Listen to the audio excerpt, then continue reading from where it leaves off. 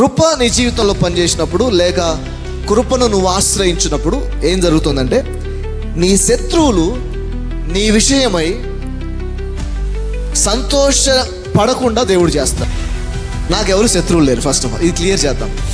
Christian understanding ఏంటనేది first clear చేద్దాం. నాకెవరు శత్రువులు లేరు. నేను ఎవరిని శత్రువులు అనుకోను. ఓకే, నాకు కీడు చేస్తున్న వ్యక్తిని కూడా ఇతను నా శత్రువు అని నేను భావించను.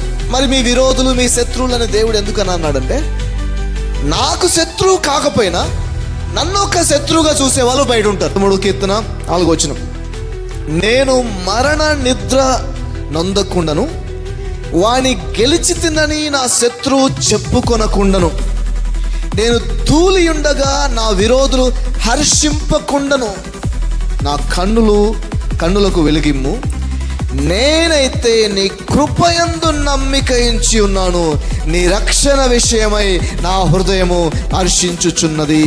వావ్.